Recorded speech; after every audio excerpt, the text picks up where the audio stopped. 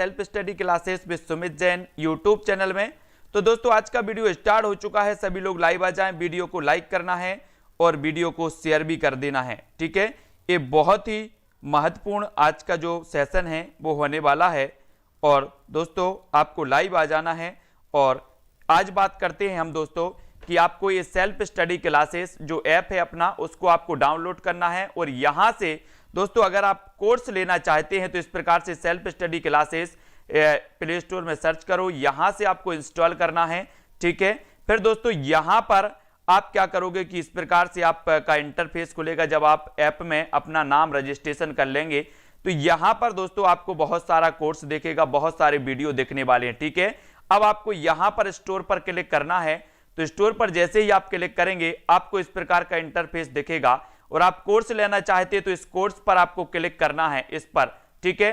तो इस पर जब आप क्लिक करोगे दोस्तों तो इस प्रकार से इंटरफेस आपका व्हाट्सएप शेयर और यहाँ पर आपके जो पैसे हैं वो दिखेंगे और साथ ही यहाँ पर कूपन आपको दिखेगा। तो कूपन को यहाँ पर व्यू ऑल कर देना तो आपका जो डिस्काउंट है वो आपको मिल जाएगा और अप्लाई कर देना यहाँ पर कूपन को, ठीक है। तो अप्लाई जरूर कर देना और दोस्तों इस प्रकार से फिर आप अपनी पेमेंट को कर सकते हैं यहाँ से। तो आप कोर्स खरीद सकते हैं, जिन भी साथियों को लेना है जल्द ही वहां पर लाइव क्लासें और बैच चालू होने वाला है। इस प्रकार से हिंदी साहित्य का इतिहास, हिंदी साहित्य के इतिहास के नोट्स, हिंदी साहित्य ट्रिक्स वीडियो, ये सारी चीजें वहां पर मिलने वाली हैं, ठीक है। तो स्टार्ट करते हैं आज का सेशन। सभी लोग तैयार हैं पढ़ने के लिए।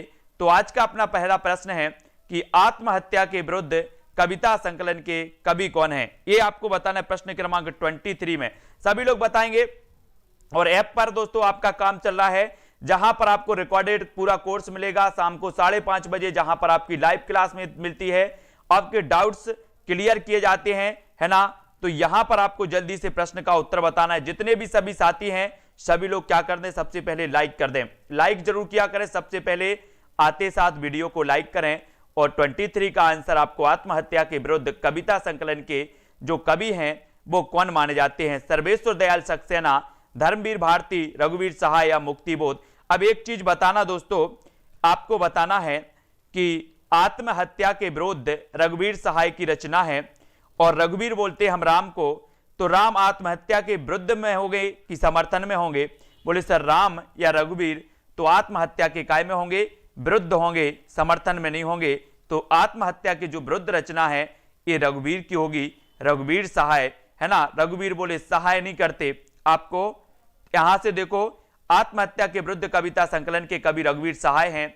अज्ञे द्वारा संपादित दूसरा तार सप्तक के प्रमुख कवि हैं दोस्तों कौन, रघुवीर सहाय जी, ठीक है। रघुवीर सहाय की जो प्रमुख रचना है उनको इस प्रकार से पढ़ना है। कविता संग्रह है सीढ़ियों पर धूप में।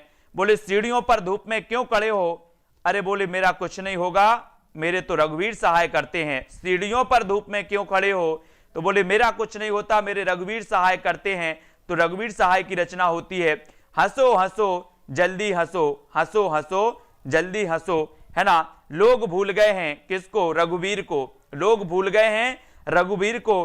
कहते हैं कि दुख में सुमरन सब करे, सुख में करे ना कोई, और सुख में सुमरन सब करे तो दुख काहे को होए। बोले सर लोग भूल गए हैं रघुवीर को, तो रघुवीर सहाय कुछ पत्ते कुछ चिट्ठियां, कुछ पत्ते कुछ चिट्ठियां एक समय था, ये जो रचनाएं हैं ये रघुवीर सहाय की कविता संग्रह माने जाते हैं। इनको याद रख लेना, कभी भी याद रखोगे कि सीढ़ियों पर धूप में क्यों खड़े हो, बोले मेरा कुछ नहीं होता, मेरे तो रघुवीर सहाय करते हैं, है ना।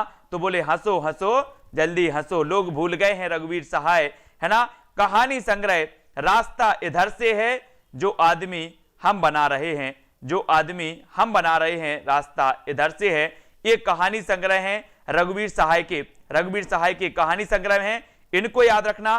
फिर दोस्तों आपको निबंध संग्रह, निबंध संग्रह दिल्ली मेरा प्रदेश, दिल्ली मेरा प्रदेश इनके निबंध संग्रह हैं। लिखने का कारण, लिखने का कारण भी इनका निबंध है। उबे हुए सुखी बे और नहीं होंगे जो मारे जाएंगे, लहरें और तरंग, लहरें और तरंग भी इनकी रचना है। अर्थात यथार्थ का अर्थ और भंवर इनके निबंध संग्रह माने जाते हैं। इनको हमें बहुत अच्छे से पढ़ने की जरूरत है। निबंध हो, कहानी हो, नाटक हो, बहुत अच्छे से आपको पढ़ना है। और आपको बरनम वन, शेक्सपियर के नाटक, मैकबेथ का अनुवाद, 3 हंगरी नाटक इत्यादि ये सभी माने जाते हैं, ठीक है। तो साथियों अब अपनी यहां से जो होती है वो क्या होती है, चालू होती है कहानी कई की हिंदी साहित्य के इतिहास की। अब आप लोग सभी तैयार हैं? तो आज का दूसरा आपका प्रश्न है, कुआनो नदी कविता संग्रह की रचनाकार कौन है? कुआनो नदी कवि संग्रह की रचनाकार कौन है? तो आपका अधिकांश लोगों ने 24 का आंसर डी बता दिया, कुछ लोग सी बता रहे हैं। तो सी वाले सुन लो, कुआनो नदी, कुआं और नदी का सर्वे करवाना है। बोले सर कुआं और नदी का सर्वे करवाओ। क्या करवाओ? सर्वे करवाओ। कुआं कितने हैं और नदी कितने हैं? आपने देखा होगा कि गायों के बैलों का सर्वे हुआ, उनके कान में भी आधार कार्ड लग गया है ना। तो कुआं और नदी का क्या करना है? सर्वे करना है, सर्वे। तो कुआनो नदी कविता संग्रह की रचनाकार भारत भूषण अग्रवाल होंगे कि सर्वेश्वर दयाल सक्सेना होंगे? बोले सर सर्वे करना है तो सर्वेश्वर दयाल सक्सेना, यानी डी नंबर आपका बिल्कुल सही हो जाएगा। कुआनो नदी कविता संग्रह कवि सर्वेश्वर दयाल सक्सेना की है और इनकी अन्य प्रमुख रचनाएं हैं काठ की घंटियां, बांस का पुल, एक सूनी नाव, गर्म हवाएं और जंगल का दर्द। जंगल का दर्द है ना, यहां पर आपको पता है दोस्तों। बोले सर हम काठ की घंटियों का सर्वे करने गए थे, काठ की घंटियों का सर्वे करने गए थे, जहां पर मैं बांस के पुल से होकर के गुजरा और सूनी नाव पड़ी थी, गर्म हवाएं चल रही थी, जिससे मुझे एहसास हुआ कि ये जो गर्म हवाएं चल रही हैं ये जंगल का दर्द है, ये जंगल का दर्द है। कैसे याद किया कि हम काठ की घंटियों की सर्वे करने गए थे, यानी कि सर्वेश्वर दयाल, और जहां से हम बांस के पुल पे से गुजरे है ना, और यहां पर नाव सूनी पड़ी थी, एक नाव सूनी पड़ी थी और गर्म हवाएं चल रही थी, जिससे हमें पता चला कि ये गर्म हवाएं जंगल का दर्द हैं, जंगल का दर्द हैं। तो ये आपको याद रख लेना है, पूरी रचना है। काठ की घंटियां आपसे पूछा जाएगा किसकी रचना है, आप बता दो कि मैंने काठ की घंटियों का सर्वे कराया था, यानी कि सर्वेश्वर दयाल सक्सेना। और जब सर्वे कराया था तो मैं बांस के पुल पे से गया था सर्वे करने, तो बांस का पुल सर्वेश्वर दयाल सक्सेना। एक सूनी नाव भी मुझे वहां पर मिली थी, लेकिन मैं सूनी नाव में नहीं गया, मैं तो पुल पे से गया था। तो सर्वेश्वर दयाल सक्सेना और गर्म हवाएं चल रही थी और मैं जंगल का दर्द समझ गया, तो ये सर्वे गया था, तो जंगल का दर्द भी इनकी रचना है। ऐसे याद भी करेंगे। सन 1983 में सर्वेश्वर दयाल सक्सेना को कविता संग्रह खूंटियों पर टंगे लोग। अब दोस्तों एक चीज बताना, जब खूंटियों पर टंगे लोग, एक दो तो नहीं टंगे, कैसे होंगे? बहुत सारे होंगे। खूंटियों पर टंगे लोग बहुत सारे होंगे, तो हमें इनका क्या करना पड़ेगा? सर्वे करना पड़ेगा, लिखना पड़ेगा सर्वे कि खूंटियों पर कितने लोग टंगे हैं। तो खूंटियों पर टंगे लोग एक कविता संग्रह भी किसका होगा? सर्वेश्वर दयाल सक्सेना का। और दोस्तों इसे 1983 में साहित्य अकादमी पुरस्कार भी मिल गया। किसे? खूंटियों पर टंगे लोग के लिए। उड़े हुए रंग इनका उपन्यास है, उड़े हुए रंग इनका क्या है? उपन्यास है। सोया हुआ जल और पागल कुत्तों का मसीहा नाम से इन्होंने 2 लघु उपन्यास भी लिखे हैं। सोया हुआ जल और पागल कुत्तों का मसीहा, ये भी इनका है। और दोस्तों अंधेरे पर अंधेरा, अंधेरे पर अंधेरा, यहां पर कैसे याद रखोगे?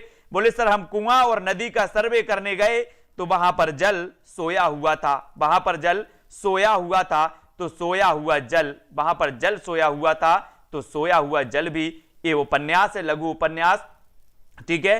और पागल कुत्तों का मसीहा, इसको भी हमें याद रखना है। अंधेरे पर अंधेरा संग्रह में इनकी कहानियां संकलित हैं, अंधेरे पर अंधेरा, ठीक है। बकरी नामक इनका नाटक है दोस्तों।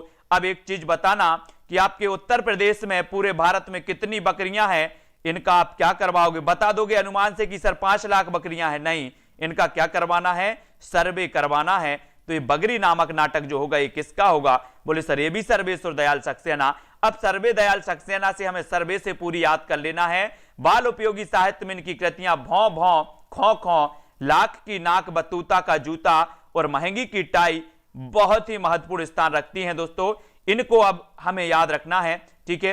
ये सारी चीजें पूछी जाती हैं। कुआनो नदी काव्य संग्रह की रचनाकार, कुआनो और नदी। अब आपसे कभी भी पूछा जाएगा, आप बता दोगे कि सर कुआं और नदी का हमने सर्वे किया था जहां पर सोया हुआ जल था, तो सोया हुआ जल भी इनका लघु उपन्यास है, सोया हुआ जल भी इनका लघु उपन्यास है।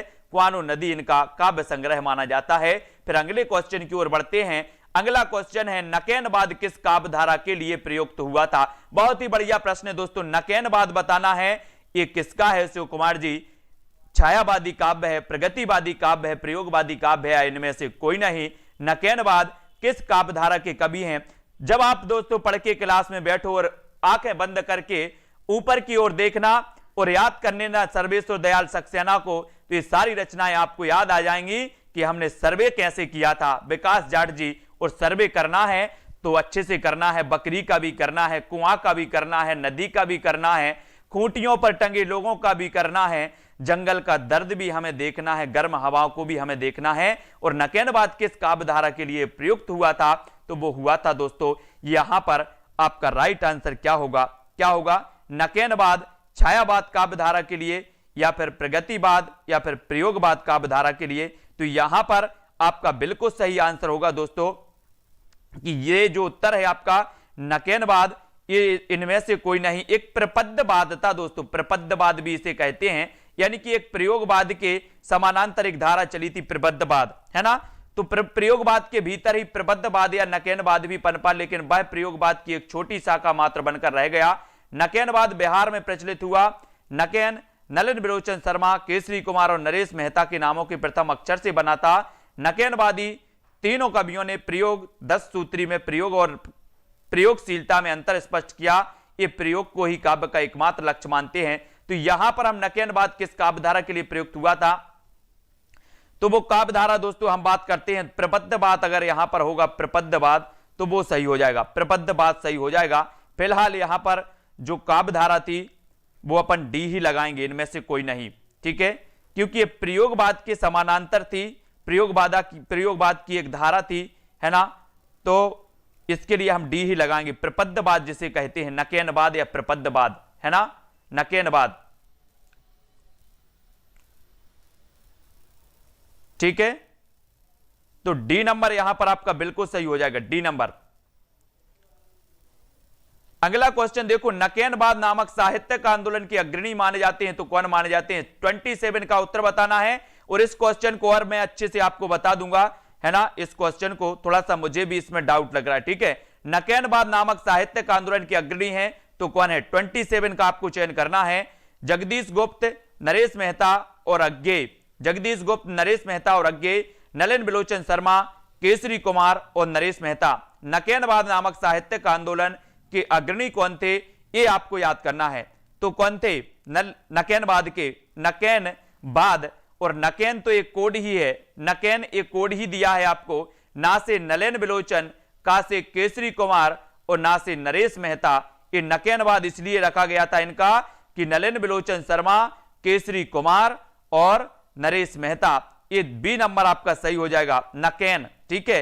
नकेन ही कोड है, ना इनका ले लिया, के इनका ले लिया और ना इनका ले लिया, बोले नकेन बन गया, नकेन, है ना।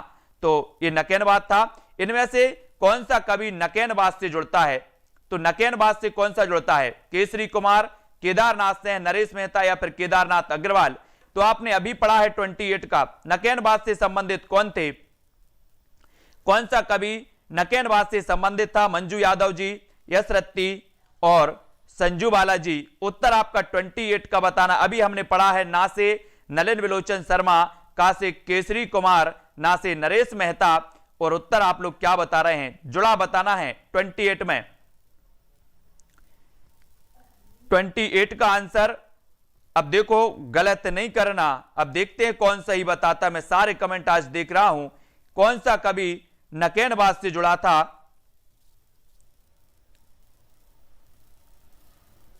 तो यहां पर आपका उत्तर देखो, बहुत सारे लोग क्या देखते हैं, देखो थोड़ा सा प्रश्न को देखो। यहां पर फर्स्ट विकल्प में आपका केसरी कुमार भी दिया है, इसमें नरेश मेहता भी दिया है, यानी कि ये दो विकल्प तो आपके सही हैं। फिर आप सी लगाए जा रहे हो, क्यों लगाए जा रहे हो भैया? थोड़ा सा बता देते हमें। बोले सर ये केदारनाथ तो नहीं है, ये भी नहीं है, लेकिन एक केसरी कुमार भी हैं, नरेश मेहता भी हैं, दोनों हैं, ठीक है। अब दोनों हैं तो आप सी क्यों लगा रहे? बोलो ना सर कि दोनों हैं, दोनों हैं, ठीक है। ए और सी, वेरी गुड, ए और सी, ए सी, है ना। अब ए सी में बैठो थोड़ा सा। कौन प्रपद्यवाद से संबंधित नहीं है?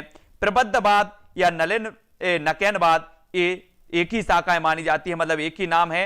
अब आपको बताना है 29, इनमें से कौन प्रपद्यवाद से संबंधित नहीं है? नलिन बिलोचन शर्मा, प्रयाग नारायण त्रिपाठी, नरेश मेहता या फिर केसरी कुमार। तो हमने पढ़ा था ना से नलिन बिलोचन शर्मा, का से केसरी कुमार और ना से नरेश मेहता।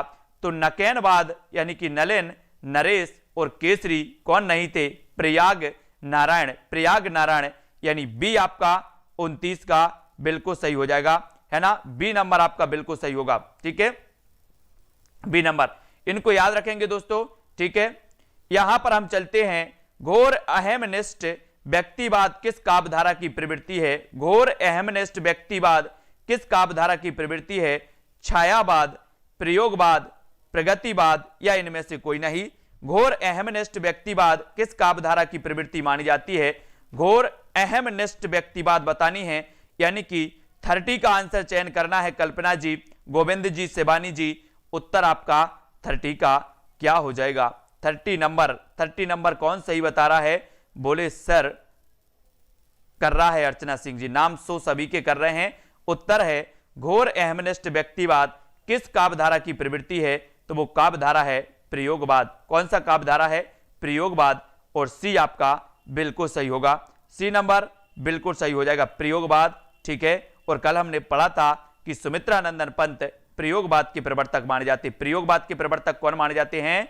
प्रयोगवाद के माने जाते हैं सुमित्रानंदन पंत कि अज्ञेय माने जाते हैं? जल्दी बताओ। बता नहीं सकते कि सर प्रयोगवाद के सुमित्रानंदन पंत नहीं, अज्ञेय माने जाते हैं। कौन माने जाते हैं? अज्ञेय।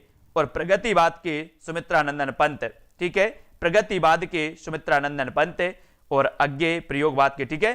प्रयोगवादी कविता की प्रमुख प्रवृत्तियां इस प्रकार हैं। समसामयिक जीवन का यथार्थ चित्रण, समसामयिक जीवन का यथार्थ चित्रण किया गया, है ना। यहां पर करंट अफेयर्स आ गया, मतलब प्रयोगवाद में करंट अफेयर्स चल रहा था। समसामयिक, घोर अहमनिष्ठ व्यक्तिकता, विद्रोह का स्वर, लघु मानव की प्रतिष्ठा, अनास्थावादी तथा संशयात्मक स्वर था। यहां पर आस्था तथा भविष्य के प्रति विश्वास था। तो यहां पर दोस्तों समसामयिक जीवन यानी कि यथार्थ जीवन का चित्रण चल रहा था, वर्तमान जीवन का चित्रण चल रहा था। घोर अहमनिष्ठ व्यक्तिकता थी, ठीक है, विद्रोह का स्वर था प्रयोगवाद में, लघु मानव की प्रतिष्ठा हुई, है ना, अनास्थावादी तथा संशयात्मक स्वर और आस्था तथा भविष्य के प्रति विश्वास था। प्रयोगवाद की ये प्रवृत्तियां थी, है ना। तो ये प्रयोगवाद नाम दिया। और अब हम पढ़ रहे हैं नई कविता। नई कविता पढ़ रहे हैं दोस्तों। तो यहां पर पहला ही क्वेश्चन स्टार लगा दिया, बोले नई कविता के प्रवर्तक कौन थे? नई कविता के प्रवर्तक, तो ये इसको थोड़ा सा हम देखेंगे कि नई कविता भारतीय स्वतंत्रता के बाद लिखी गई उन कविताओं को कहा गया जिसमें परंपरागत कविता से आगे नए भावबोधों की अभिव्यक्ति के साथ ही नए मूल्यों, नए शिल्प विधान का अन्वेषण किया गया, है ना।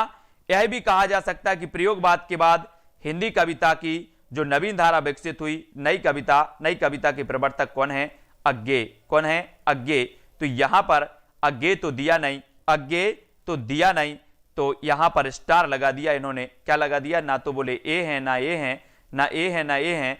अज्ञेय दिया होता तो फिर भी हम मान लेते अज्ञेय नई कविता, है ना, क्योंकि ये प्रयोगवाद से ही विकसित हुई थी। प्रयोगवाद की से जो नवीन धारा एक निकली थी वो यहीं से हुई थी, इसलिए अज्ञेय को ही माना जाता है, ठीक है, प्रयोगवाद का। तो इस प्रकार से देख लेना। फिर आपको बताना है नई कविता के प्रमुख लक्षण। नई कविता के प्रमुख लक्षण बताना है। मंजू खुरेशी जी, नई कविता के प्रमुख लक्षण हैं तो कौन सा है? प्रमुख लक्षण, अनुभूति की सच्चाई और बुद्धि मूलक यथार्थवादी दृष्टि, शोषित वर्ग की पीड़ा और पूंजीपतियों की घोर निंदा, प्रकृति चित्रण और सौंदर्य बोध, या फिर इनमें से कोई नहीं। नई कविता के प्रमुख लक्षण हैं तो कौन से हैं? कौन से हैं? यहां पर शोषित वर्ग की पीड़ा और पूंजीपतियों की घोर निंदा नहीं की गई, प्रकृति चित्रण और सौंदर्य बोध नहीं, अनुभूति की यहां पर सच्चाई है, बुद्धि मूलक यथार्थवादी दृष्टि है। कहां पर? नई कविता में। यानी आपका उत्तर क्या हो जाएगा बाल सुधा जी? अनुभूति की सच्चाई और बुद्धि मूलक यथार्थवादी दृष्टि, यानी ए नंबर आपने बिल्कुल सही है, ए नंबर आपका बिल्कुल सही हो जाएगा, ठीक है, ए नंबर, ठीक है, ए नंबर अनुभूति की सच्चाई और बुद्धि मूलक यथार्थवादी दृष्टि वो बिल्कुल सही है।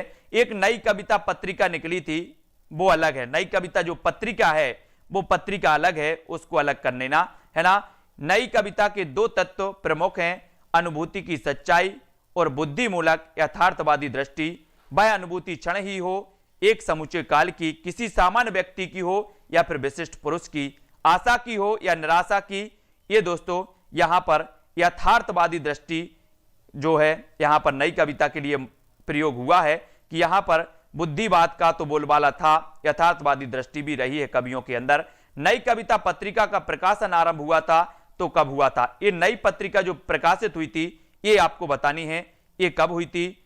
ओपी शर्मा जी। प्रश्न क्रमांक 3 में नई कविता पत्रिका का प्रकाशन आरंभ कब हुआ था? 1953, 1954, 1955 या फिर 1956? ये नई कविता पत्रिका थी जगदीश गुप्त साहब की, है ना। और यहां पर आपका बिल्कुल सही आंसर क्या हो जाएगा? यहां पर बिल्कुल सही होगा दोस्तों 1954। 1954 यानी बी नंबर आपका बिल्कुल सही हो जाएगा, ठीक है। ये आपको याद रख लेना है कि 1954 में नई कविता पत्रिका का प्रकाशन इलाहाबाद से हुआ था। 1947 में जब गे ने प्रतीक का प्रकाशन आरंभ किया तब मुक्तिबोध की प्रसिद्ध कविता मुझे पुकारती हुई जो पुकार प्रकाशित हुई थी। तो 1954 में ये नई पत्रिका प्रकाशित हुई थी, यानी बी नंबर आपका बिल्कुल सही हो जाएगा, बी नंबर, ठीक है। कहां से हुई थी? इलाहाबाद से हुई थी, ठीक है। नई कविता शब्द का सर्वप्रथम प्रयोग किया था अज्ञे जी ने, है ना। तो ये भी आपको याद रखना, नई कविता पत्रिका का प्रकाशन हुआ था 1954 में, इसको याद रखेंगे, ठीक है। अब आगे बढ़ते हैं यहां पर दोस्तों, यहां पर अपना आता है नई कविता की प्रमुख प्रवृत्ति मानी जाती है तो कौन सी मानी जाती है? प्रश्न क्रमांक 5 में सभी लोग बताएंगे।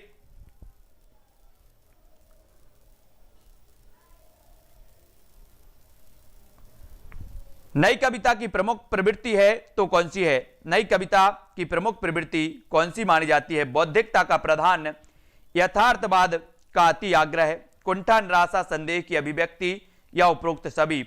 नई कविता की प्रवृत्ति आपको बताना है और यहां पर आपको अभी हमने पढ़ा है कि सर यहां पर बौद्धिकता का प्रधान है, बिल्कुल है। यथार्थवाद का अति आग्रह है, बिल्कुल है। कुंठा निराशा संदेह की अभिव्यक्ति यहां पर होने लगी, यानी कि आपके ये तीनों ही विकल्प सही हैं। उत्तर हो जाएगा विकल्प नंबर डी, ठीक है। डी जिन्होंने बताया उनका आंसर सही, उपर्युक्त सभी। नई कविता की प्रमुख प्रवृत्तियां देखें तो बौद्धिकता का प्रधान, यथार्थवाद का अति आग्रह, कुंठा निराशा संदेह की अभिव्यक्ति है, ठीक है।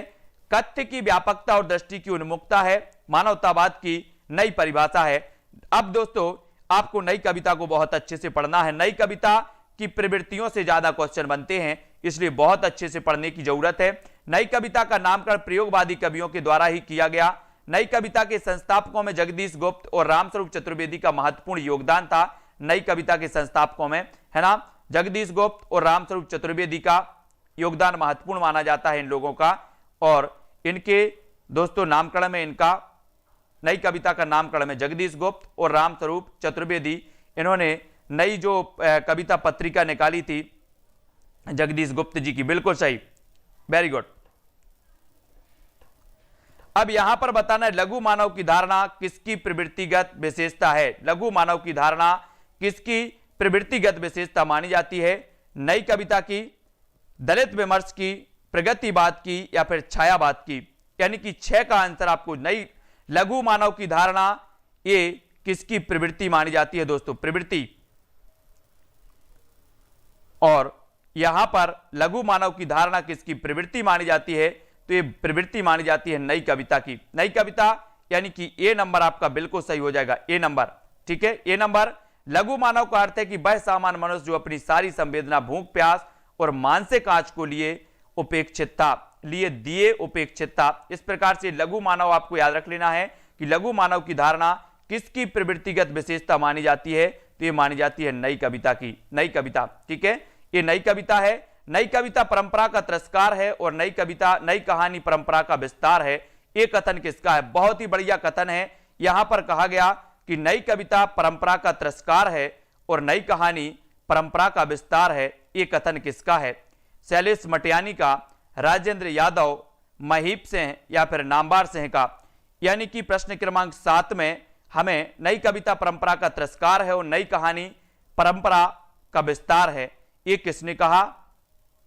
ये बताना है,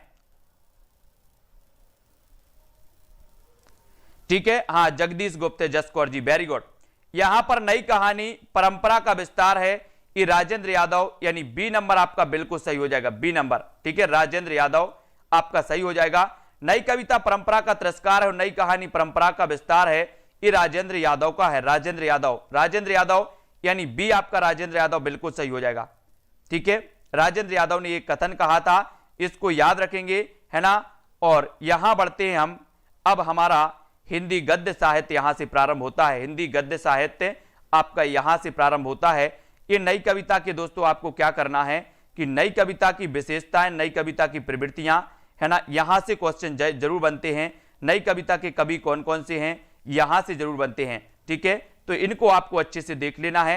अब हिंदी साहित्य का गद्य साहित्य का इतिहास हम देखेंगे कि गद्य साहित्य का इतिहास कहां से शुरू हुआ है, ठीक है। इसको हम पढ़ने वाले हैं, गद्य साहित्य को, इसको अच्छे से पढ़ना है। गद्य साहित्य में जो प्रमुख विधा मानी जाती है वो मानी जाती है निबंध, है ना, निबंध मानी जाती है। और निबंध का उत्कर्ष काल आपको बताना है कौन सा है, निबंध का उत्कर्ष काल कौन सा माना जाता है, भारतेंदु योग, द्विवेदी योग, शुक्ल योग या फिर शुक्ल उत्तर योग, यानी कि एक का आंसर, निबंध का उत्कर्ष काल कौन सा माना जाता है। एक क्वेश्चन पूछा गया है एग्जाम में और उत्कर्ष काल की यहां पर बात हो रही है, उत्कर्ष काल कौन सा माना जाता है निबंध का। सभी लोग चयन करेंगे और यहां पर आपका बिल्कुल सही उत्तर हो जाएगा क्या, सी नंबर, शुक्ल योग। शुक्ल योग निबंध का उत्कर्ष काल माना जाता है दोस्तों, शुक्ल योग यानी कि सी नंबर, ठीक है। शुक्ल योग सी नंबर आपका बिल्कुल सही होगा। आचार्य शुक्ल के मार्गदर्शन से द्विवेदी युग के पश्चात का निबंध लेखक परिचय, विवरण अथवा भावोद्रेक के मोह को छोड़कर अनुशीलन और आलोचना के साथ वस्तु के मूल तत्व की शोध में प्रवृत्त हुआ और वस्तु की अपनी सामर्थ्य सीमा के साथ बौद्धिक व्याख्या और विवेचन करने लगा। इस नए काल के निबंध लेखक अधिकांशतः आलोचनात्मक निबंध लिखने में प्रवृत्त हुए, अर्थात वे पहले आलोचक हैं, बाद में निबंध लेखक। इसी कारण शुक्ल युग के निबंध प्रौढ़, शक्ति संपन्न, विकास की दृष्टि से युग यानी कि शुक्ल युग उत्कर्ष काल है। विषय, शैली, स्वरूप तथा भाव और भाषा के विचार से इस युग में हिंदी निबंध का सर्वांगीण विकास हुआ, सर्वांगीण विकास हुआ शुक्ल युग में। तो विकास की दृष्टि से शुक्ल युग जो है दोस्तों हिंदी निबंध का प्रौढ़, शक्ति संपन्न, है ना, युग है, उत्कर्ष युग है ना। तो आपको शुक्ल युग यहां पर लगाना है, यहां पर भारतेंदु युग नहीं लगाना। शुक्ल युग उत्कर्ष काल कहा जाता है, उत्कर्ष काल है ये निबंध की दृष्टि से, निबंध के लिए स्वर्ण काल माना जाएगा, है ना, शुक्ल युग। शुक्ल युग इसमें लगाएंगे, सी नंबर आपका बिल्कुल सही होगा, सी नंबर, ठीक है।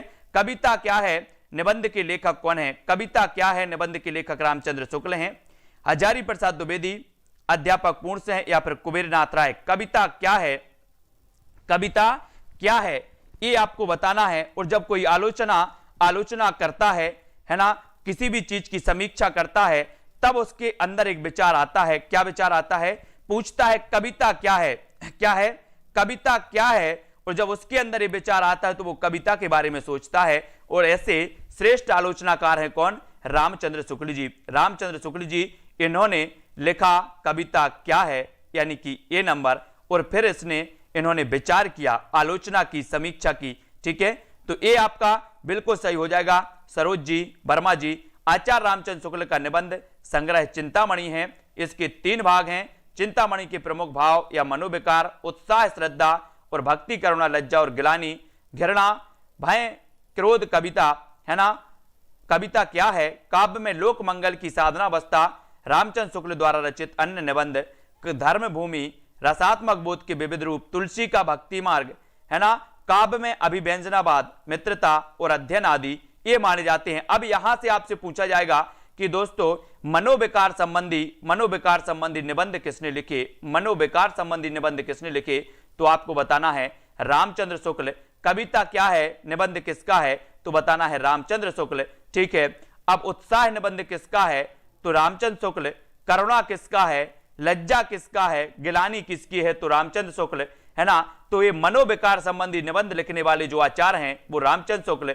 चिंतामणि भाग 1, भाग 2, 3, ये 3 भागों में प्रकाशित हुआ था चिंतामणि। ऐसा भी क्वेश्चन आता है कि चिंतामणि कितने भागों में प्रकाशित हुआ था, तो भाग 3, इसके भाग 3 है चिंतामणि के, ये भी आपको याद रख लेना, भाग 1, भाग 2 और भाग 3। ठीक है, 3 भाग हैं। कविता क्या है, निबंध के लेखक, तो आपको पता चल गया कि रामचंद्र शुक्ल हैं। मनोविचार संबंधी, मनोविकार संबंधी इन्होंने निबंध लिखे थे शुक्ल जी ने। फिर आगे बढ़ जाते हैं, यहां पर आगे अपना क्वेश्चन आता है कि रामचंद्र शुक्ल के निबंध संग्रह चिंतामणि के अब तक कितने भाग प्रकाशित हुए हैं। तो यहां पर क्वेश्चन आपसे पूछा जाता है और आप कंफ्यूजन है, तो यहां पर 4 का आंसर बताना है। सुनील शर्मा जी, आचार्य रामचंद्र शुक्ल के निबंध संग्रह चिंतामणि, अच्छा इसके 4 भाग हैं। ठीक है सुनील शर्मा जी, आचार्य रामचंद्र शुक्ल के निबंध संग्रह चिंतामणि के अब तक कितने भाग प्रकाशित हुए हैं, कितने हुए हैं, प्रश्न क्रमांक 4 में।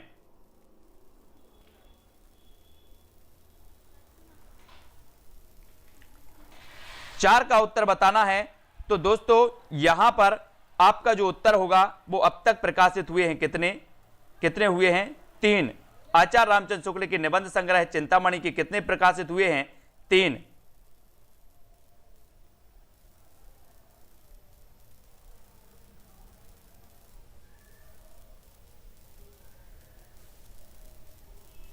यहां पर उत्तर 3 लिया गया है। आचार्य रामचंद्र शुक्ल के अनुसार चिंतामणि के अब तक कितने भाग प्रकाशित हुए हैं, वैसे इसका एक भाग और प्रकाशित हुआ है, चौथा भाग है ना। तो इसका उत्तर आपका 4 भाग होनी चाहिए साथियों, 4 भाग, यानी डी नंबर। ठीक है, डी नंबर होना चाहिए, यहां पर 3 नहीं होगा, डी होगा। 4 भाग प्रकाशित हुए चिंतामणि के अब तक के। ठीक है, तो ये डी आप कर लेना, डी नंबर। ठीक है, डी आप लगा लो, चिंतामणि का 4 भाग। आचार्य रामचंद्र शुक्ल के निबंध संग्रह का नाम क्या है ये बताना है, 4 भाग लगा लो बालसुधा जानकी जी। ठीक है, आचार्य रामचंद्र शुक्ल के निबंध संग्रह का नाम क्या है, चिंतामणि, झरना, आंसू या फिर कामायनी। हाँ 4 ही हैं, 4। आचार्य रामचंद्र शुक्ल के निबंध संग्रह का नाम बताना है अब हमें, तो यहां पर आपका बिल्कुल 4 लगाओ सभी लोग, 4 भाग, चिंतामणि 4 भाग। ठीक है, चा से चिंता, चा से 4 और चिंताता चिता चिता, इसलिए आचार्य रामचंद्र शुक्ल के निबंध संग्रह का नाम है, क्या नाम है, चिंतामणि। चिंतामणि ये तो सभी को पता है, चिंतामणि आचार्य शुक्ल का है। ठीक है, चिंतामणि। अगला देखो, चिंतामणि किस निबंध का महत्वपूर्ण निबंध संग्रह है, यह बताना है प्रश्न क्रमांक 6 में। चिंतामणि किस निबंधकार का महत्वपूर्ण निबंध संग्रह है, ये किसका है, ये क्वेश्चन भी पूछा गया रामचंद्र शुक्ल जी का। धर्म की रसात्मक अनुभूति का नाम भक्ति है, उपर्युक्त कथन आचार्य रामचंद्र शुक्ल के किस निबंध का अंश है। बहुत बढ़िया प्रश्न है। धर्म की रसात्मक अनुभूति का नाम भक्ति है, धर्म की रसात्मक अनुभूति का नाम भक्ति है, उपर्युक्त कथन आचार्य रामचंद्र शुक्ल के किस निबंध का अंश है। बहुत ही बढ़िया प्रश्न, थोड़ा सा कठिन प्रश्न है, और हाँ ठीक है बिल्कुल सही है। इसका चौथा भाग 2002 में प्रकाशित हुआ था, चौथा भाग 2002 में। तो अब तक 4 भाग प्रकाशित हुए हैं चिंतामणि के, इसको आप याद रख लेना। और यहां पर मानस की धर्म भूमि, ये बी नंबर आपका बिल्कुल सही होगा। धर्म की रसात्मक अनुभूति का नाम भक्ति है, तो ये मानस की धर्म भूमि से ये लिया गया है, ये निबंध है रामचंद्र शुक्ल जी का, और यहां से लिया गया मानस की धर्म भूमि, इसका अंश माना जाता है। आचार्य शुक्ल ने अपने निबंध मानस की धर्म भूमि में लिखा है कि धर्म की रसात्मक अनुभूति का नाम क्या है, भक्ति है। हम कहीं पर कह चुके हैं कि धर्म है ब्रह्मा के सत्स्वरूप की व्यक्त प्रवृत्ति, जिनकी असीमता का आभास अखिल विश्व की स्थिति में मिलता है। तो यहां पर आपको याद रख लेना है कि धर्म की रसात्मक अनुभूति का नाम भक्ति है। ये दोस्तों ये भक्ति है, ये मानस की धर्म भूमि, मानस की धर्म भूमि ये शुक्ल जी का श्रेष्ठ निबंध है, और यहां से ये पंक्ति ली गई है ना, इसको याद रखेंगे। ठीक है, सुलोचना निबंध संकलन किसका है, सुलोचना, सुलोचना बताना है। ये निबंध संग्रह किसका माना जाता है, रामचंद्र शुक्ल जी का, बालकृष्ण भट्ट, जैनेन्द्र कुमार या फिर भारतेंदु जी का।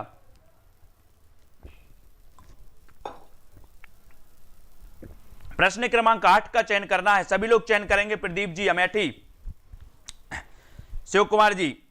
सुलोचना निबंध संकलन है तो किसका है, सुलोचना।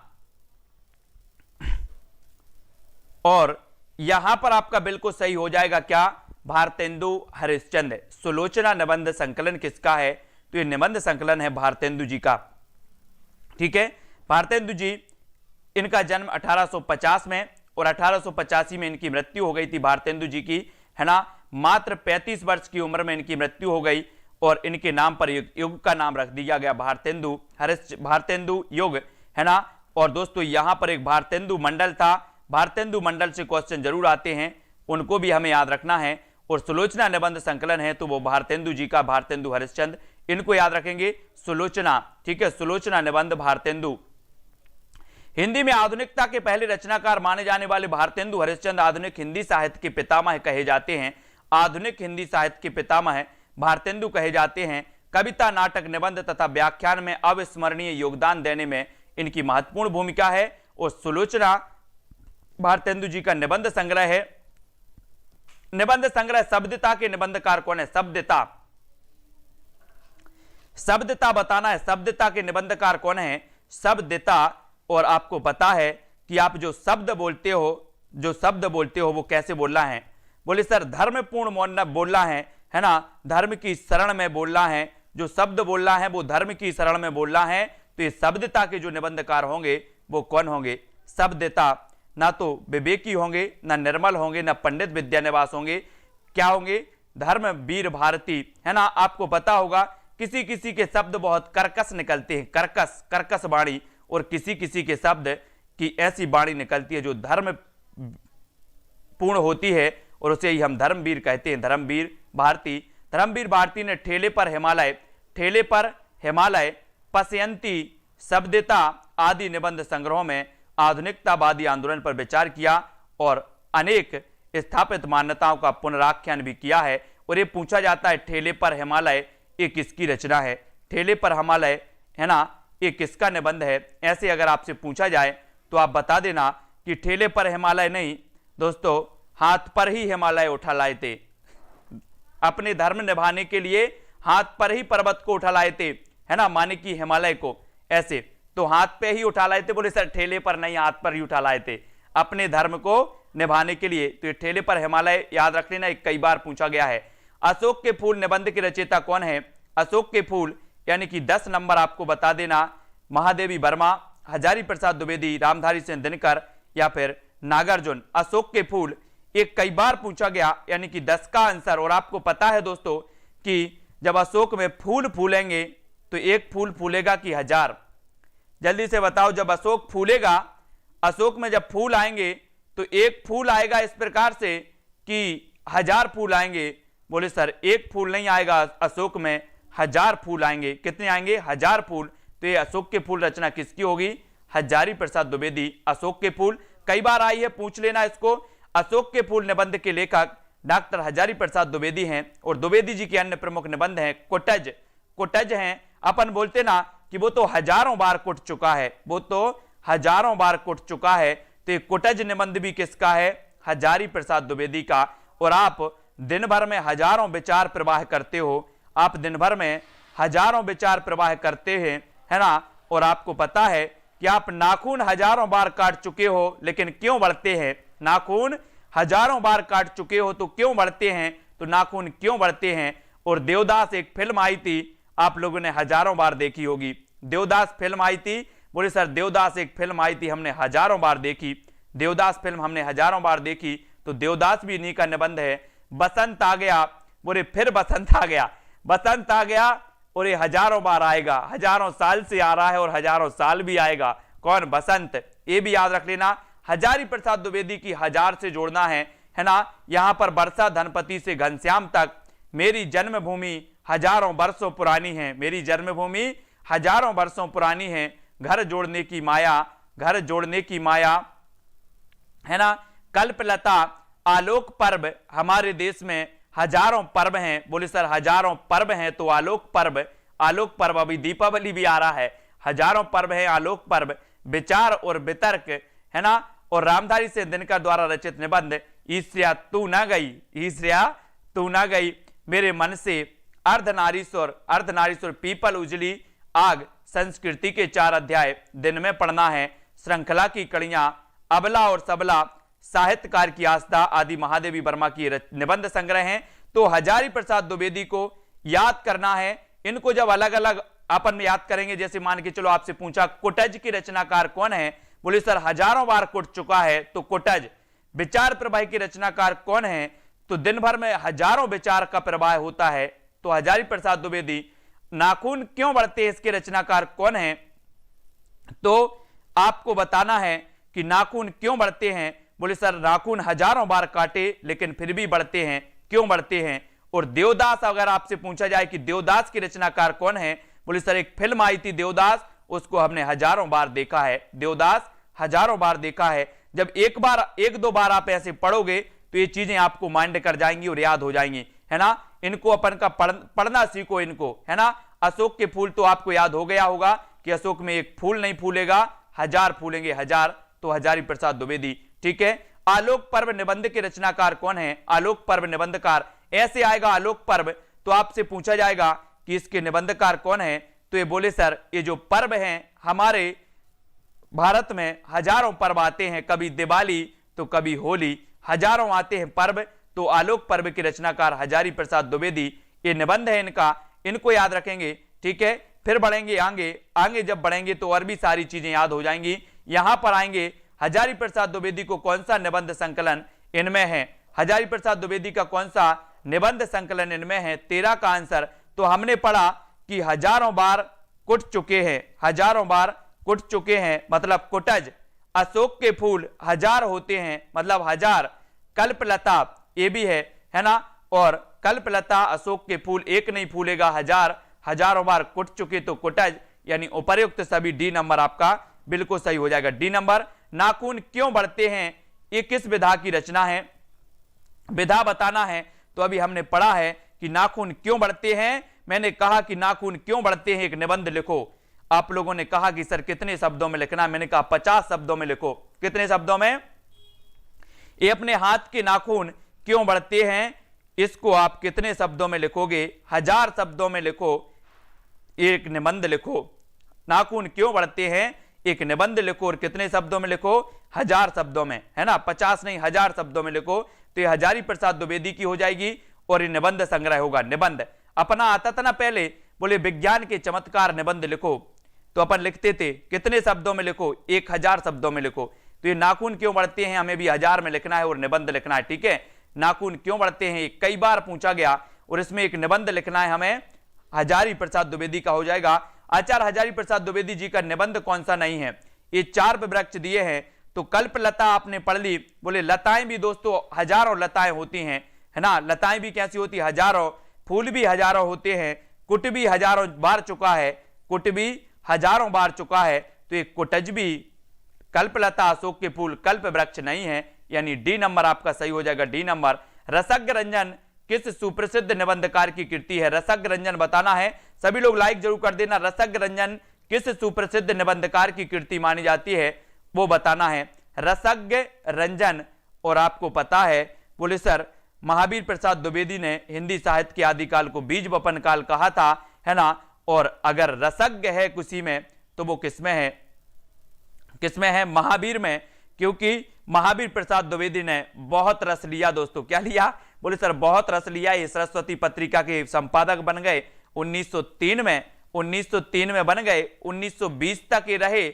बहुत रस लिया, निराला की जूही की कली को प्रकाशित नहीं किया, है ना। और ऐसे बहुत सारे इन्होंने रस लिए हैं। तो रसज्ञ रंजन थे कौन? महावीर प्रसाद द्विवेदी। इस प्रकार से रसज्ञ रंजन द्विवेदी जी को मान लो। और रसज्ञ रंजन आचार्य महावीर प्रसाद द्विवेदी जी का निबंध है और इनकी अन्य निबंध है कालिदास और उनकी कविता, कालिदास और उनकी कविता, सुकवि संकीर्तन, अतीत स्मृति, संपत्ति शास्त्र, कौटिल्य कुठार, कालिदास की निरंकुशता, बनिता बिलाप, साहित्य संदर्भ, अद्भुत आलाप, चरितचर्या, प्राचीन चिन्ह, पुराव्रत, है ना, दृश्य दर्शन, पुरातत्व प्रसंग, ये आचार्य महावीर प्रसाद द्विवेदी जी के निबंध हैं। इनको हमें अच्छे से याद करना है। संपत्ति शास्त्र, बोले महावीर की पूजा करेंगे तो संपत्ति मिलेगी, है ना, बिल्कुल मिलेगी संपत्ति। तो संपत्ति शास्त्र भी इनकी हो जाएगी। कौटिल्य मतलब चाणक्य, है ना, ये भी याद रख लेना। चाणक्य कौटिल्य था, कौटिल्य कुठार भी इनकी है। कालिदास की निरंकुशता, इनको भी हमें याद रखना है, ठीक है। और यहां पर चलते हैं, जिन भी साथियों ने ऐप डाउनलोड नहीं किया वो ऐप डाउनलोड कर लेना, जहां पर आपको टिर्की बे में पूरा कोर्स आपको मिलेगा दोस्तों, है ना। जहां पर आपको विस्तृत भी कोर्स मिलेगा, विस्तृत भी आपको पढ़ने मिलेगा, ट्रिक की वीडियो भी मिलेंगे, नोट्स भी आपको मिलेंगे, ठीक है। ये सारी चीजें मिलने वाली हैं। तो जिन भी साथियों को कोर्स खरीदना है वो कोर्स खरीद सकते हैं। और निबंध संग्रह और उसके लेखक का एक युग में बताना है यहाँ पर, तो गलत कौन सा है, गलत बताना है यहाँ पर। युग संधियों पर सच्चिदानंद हीरानंद बादशाह नग्गे का है, शब्दिता प्रभाकर माचवे का है, मल्लीनाथ की परंपरा रविन्द्रनाथ त्यागी, या फिर ब्रह्मचिन्ह रामविलास शर्मा। अब यहां से अगर आपने ट्रिक अच्छे से पढ़ी है, अगर आपने यहां पर ट्रिक अच्छे से पढ़ी है साथियों, ट्रिक अच्छे से पढ़ी है, तो आप जल्दी बता दोगे कि सर कौन सा गलत है, कौन सा गलत है, जल्दी बताओ 18 का आंसर। और आपने इसके पहले पढ़ा था कि सर हमें शब्द बोलना है, शब्दिता बोलना है, शब्द बोलना है, तो ऐसे बोलना है जिसमें धर्मपूर्ण वातावरण हो, धर्मपूर्ण वातावरण हो, हमें कर्कश नहीं बोलना है। तो ये प्रभाकर माचवे की नहीं है, ये किसका है, ये धर्मवीर भारती का है ना। तो बी नंबर आपका बिल्कुल सही हो जाएगा, शब्दिता, ठीक है। तो ये सारी चीजें आपको याद आएंगी, चिंता नहीं करो। एक संधियों पर सच्चिदानंद हीरानंद बादशाह नग्गे की, मल्लीनाथ की परंपरा रविन्द्रनाथ त्यागी की तथा ब्रह्मचिन्ह रामविलास शर्मा की द्वारा लिखित निबंध संग्रह माने जाते हैं दोस्तों। और शब्दिता ये प्रभाकर माचवे की नहीं बल्कि ये धर्मवीर भारती जी का निबंध है, ठीक है, इसको याद रखेंगे। आज का जो आपका टाइम है वो हो चुका है दोस्तों। अब आपको वीडियो को लाइक करना है। बहुत सारी चीजें अपन ने पढ़ ली हैं, किसी को कोई डाउट हो, किसी को कोई पूछना हो वो पूछ सकते हैं। रोज अपनी क्लास 9 बजे इसी प्रकार से चलती है, ठीक है। हाँ, तो किसी को कोई अगर डाउट हो तो वो पूछ सकते हैं। और वीडियो को लाइक करना है और सभी साथी जल्दी से अपने मित्रों तक शेयर भी कर देना है। इसी प्रकार से 9 बजे अपन रोज पढ़ेंगे, रोज अध्ययन करेंगे, तो हिंदी साहित्य आपको बहुत सारा रट जाएगा। बहुत सारी चीजें ऐसी होंगी जो रट जाएंगी। रवि कुमार जी प्रजापति, रवि सर अपने क्या है, रवि सर जो है वो टेस्ट करवाते हैं टेलीग्राम से, तो टेलीग्राम ग्रुप में सभी लोग जुड़ जाएंगे टेलीग्राम में, जहां पर आपका टेस्ट भी होता है। रवि सर आपका व्याकरण का भी टेस्ट करवाते हैं और आपका हिंदी साहित्य का भी टेस्ट करवाते हैं। तो सभी लोग जो नंबर चल रहा है उस पर मैसेज करेंगे और वहां पर आपको टेलीग्राम ग्रुप की लिंक मिल जाएगी, व्हाट्सएप ग्रुप की लिंक मिल जाएगी। तो आप व्हाट्सएप ग्रुप से जुड़ जाएं, टेलीग्राम से जुड़ जाएं, जहां पर आपको टेस्ट भी होगा, है ना, ट्रिक भी मिलेगी। और दोस्तों आप कोर्स भी खरीद सकते हैं। आपको क्या करना है, self study classes, self study classes आपको सर्च करना है प्ले स्टोर पर, सेल्फ स्टडी क्लासेस, है ना। तो आपको क्या मिल जाएगा, ऐप मिल जाएगा, वहां पर ऐप डाउनलोड कर लेना। वहां पर हिंदी साहित्य का कोर्स उपलब्ध है दोस्तों, जहां पर आपको क्या क्या चीजें मिलेंगी, जहां पर आपको विस्तृत अध्ययन के वीडियो मिलेंगे, जहां पर आपको ट्रिकी वीडियो मिलेंगे, जहां पर आपको नोट्स भी मिलेंगे, विस्तृत नोट्स मिलेंगे, प्लस आपको ट्रिकी वीडियो के नोट्स भी मिलेंगे। ये सारी चीजें आपको मिल रही हैं। प्लस एक 5:30 बजे लाइव क्लास आपको मिलेगी, जहां पर आपका डाउट क्लियर किए जाएंगे, है ना, आपका डाउट सेशन होगा। और वहां पर बहुत ही अच्छी पुस्तकों से अध्ययन भी होगा। भाग्यश्री, निधि सिंह जी, ठीक है, और देवधर जी, सीमा जी, धर्मेंद्र जी, विद्या जी। दोस्तों 20 तारीख से पहले आप कोर्स ले लें। 20 तारीख से पहले एक बैच प्रारंभ हो जाएगा, जिसको मैं व्यवस्थित रूप से उसको पढ़ाने का कार्य करूंगा, जिसमें 50 स्टूडेंट होंगे। तो आप 20 तारीख के पहले आप कोर्स ले सकते हैं, है ना। उस कोर्स के माध्यम से अपनी तैयारी को बढ़ा सकते हैं और जुड़े रहें निरंतर। सीमा जी, अविनाश जी, ठीक है, और अनिल जी, ठीक है, पूनम जी, सुनील कुमार जी, दारसू, माही जी, और ठीक है, दीक्षा जी, रवि जी, माही, बालसुधा जी, और दारसू, सुमन, पूनम, नर्मदा जी, नीलिमा, अंजू जी, सभी को धन्यवाद। अर्चना यादव, जगभान से, प्रियंका, हुड्डा जी, माही, गार्डन जी, खुरेसी जी, ठीक है, और माही जी, ठीक है, बालसुधा जी, श्याम पंडित, गोविंद जी, दीक्षा यादव जी, सभी को धन्यवाद। दोस्तों सभी लोग वीडियो को लाइक जरूर करना, है ना। और आपकी लिंक आपकी वीडियो व्हाट्सएप ग्रुप में डाल देता हूं मैं, लिंक के माध्यम से भी आपको वीडियो मिल जाते हैं। बिमलेश, मालिका, दीक्षा, प्रदीप जी, है ना, राजेंद्र जी, कोडिरा, कुरैशी, दुर्गा जी, पूनम जी, अविनाश जी, ठीक है। अब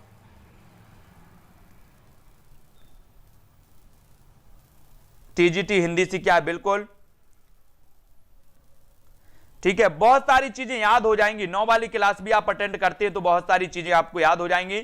और जब आप विस्तृत पढ़ेंगे और फिर आपके टॉपिक वाइज ट्रिकी वीडियो मिलेंगे, जैसे हम आदिकाल की बात करें तो आपको पंक्तियों की ट्रिकी वीडियो मिलेंगे, नामकरण का आपको वीडियो मिलेंगे ट्रिकी, है ना, बहुत सारे ट्रिकी वीडियो होंगे, कवियों के होंगे ट्रिकी वीडियो, जो टॉपिक वाइज आपको ट्रिकी वीडियो भी मिलेंगे, साथ ही विस्तृत अध्ययन भी मिलेगा। ठीक है, तो जो भी साथी लेना चाहता है 20 तारीख के पहले अपना एक बैच में अपनी एक सीट बिल्कुल बुक करा दें कि सर हम भी आपके साथ पढ़ना चाहते हैं, हम भी मेहनत कर रहे हैं और आप भी मेहनत करो। दुर्गा, सुनीता जी, प्रताप जी, अंजू जी, कुसुम जी, अवनीश और पुष्पा जी, ठीक है, सभी को याद हो जाएगा, बहुत सारी चीजें याद हो जाएंगी। आपको खुद पता नहीं होगा कि मुझे हिंदी साहित्य कितना याद हो गया है। माही, दुर्गा, जस कौर जी, सीमा, माही जी, दोस्तों जहां हिंदी साहित्य से लोग डरते थे और दूर भागते थे, बोले सर रचनाएं याद नहीं होती, अरे रचनाएं तो याद हो जाएंगी, निबंध भी हो जाए, सब कुछ याद हो जाएगा।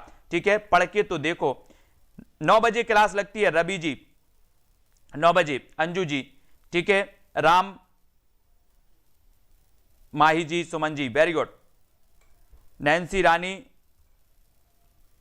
ब्लॉगर किंग, बिमलेश जी, खुशी, पूनम जी, सानी, रीना जी, ठीक है, तो सभी लोगों को दोस्तों बिल्कुल धन्यवाद और सभी लोग इसी प्रकार से पढ़ते रहें, है ना। दीपमाला, दीनानाथ जी, वेरी गुड, ठीक है, तो सभी लोग ऐप डाउनलोड कर लें।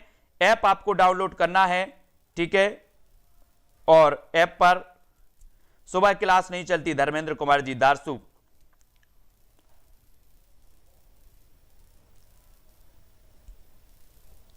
ठीक है, तो सभी को दोस्तों जय हिंद। सभी लोग लाइक और शेयर कर देना, ऐप सभी लोग डाउनलोड कर लेना, ठीक है, जय हिंद।